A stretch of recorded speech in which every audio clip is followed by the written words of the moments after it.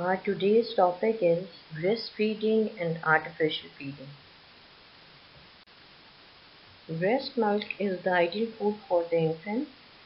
No other food is required by the baby until 6 months after birth, as recommended by WHO.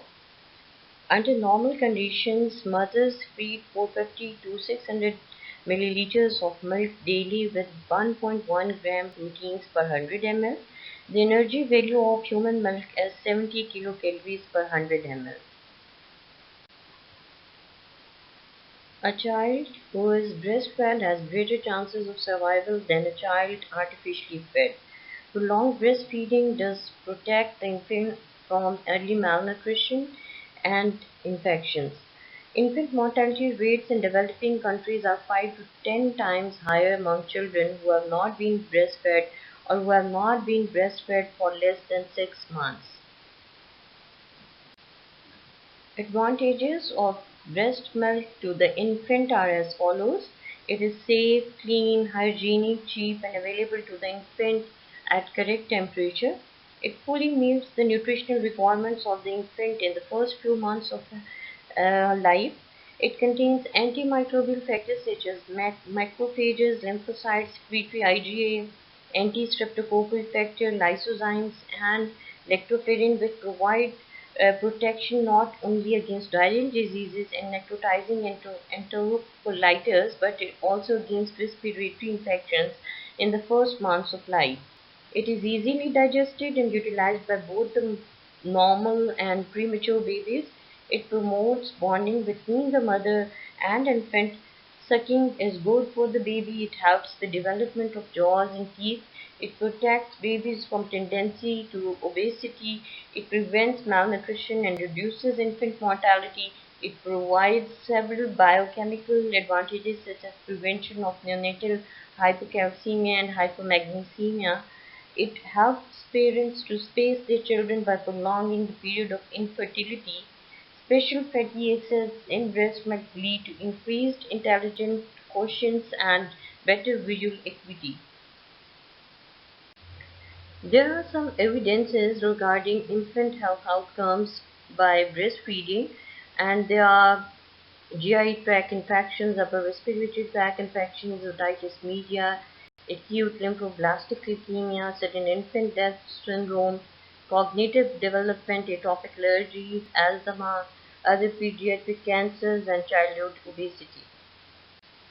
There are other maternal benefits of breastfeeding, and such benefits may strengthen motivation and commitment to breastfeeding. Early initiation of breastfeeding lowers the mother's risk of postpartum hemorrhage and anemia, which accounts for 27% of maternal deaths. Boosts mother's immune system, and it helps in embolization of uterus. It facilitates positive metabolic changes. It reduces stress, and it helps in delayed ovulation.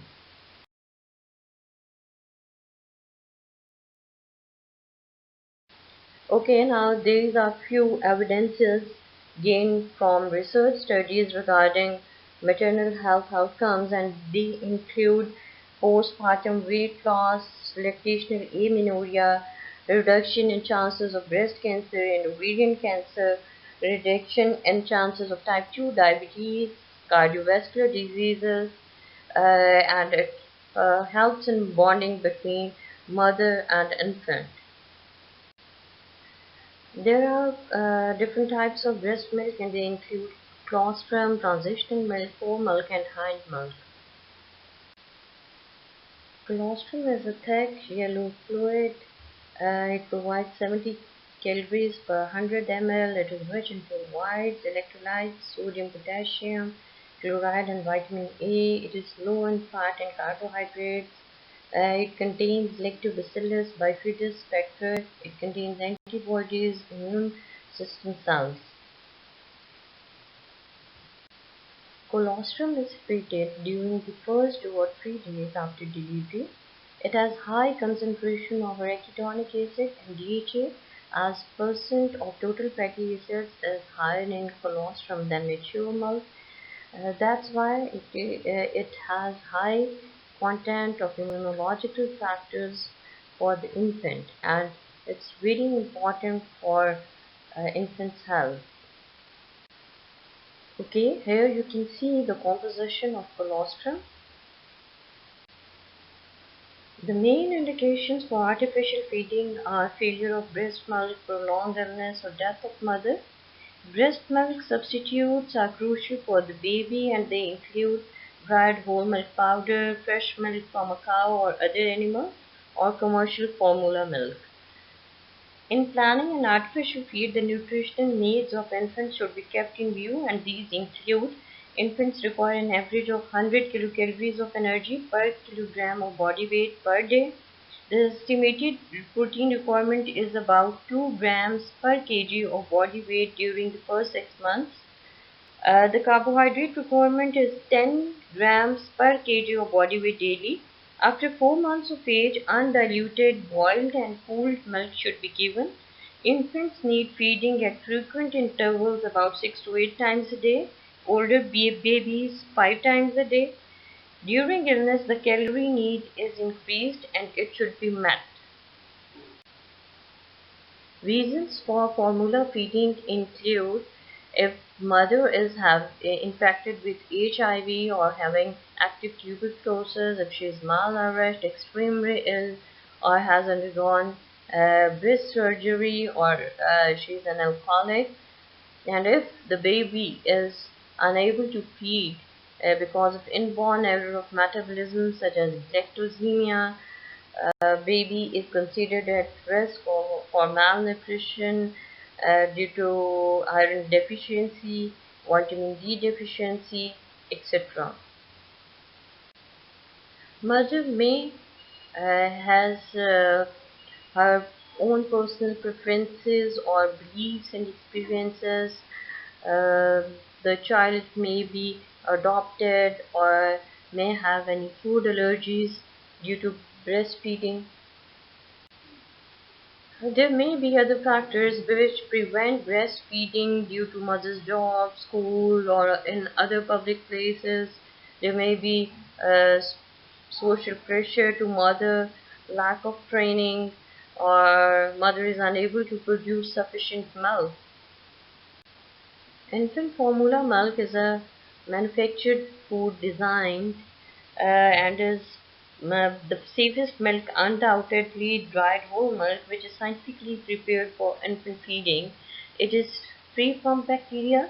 There is little danger from flies. It does not become sour and is simple to reconstitute. It is usually fortified with vitamins, but it is expensive and therefore beyond the reach of many Pakistani families. The most commonly used infant formulas contain purified cow's milk, whey, and casein as a protein source, a blend of vegetable oils as a fat source, lactose as a carbohydrate source, a vitamin mineral mix, and other ingredients depending on the manufacturer. Advantages of formula feeding include that provides greater flexibility to a mother with her schedule. It is easy to tell how much the baby is getting. Babies digest formulas slower than breast milk. As a result, formula babies typically go longer between feedings during the day and especially at night. Disadvantages of formula feeding include otitis media, gastroenteritis, severe lower respiratory tract infections, atopic dermatitis, asthma, obesity, type 1 and type 2 diabetes, sudden infant death syndrome, eczema, necrotizing enteritis, and autism. Formula milk cannot match the complexity of breast milk. It can produce gas and constipation. Uh, it takes longer to digest formula milk for babies.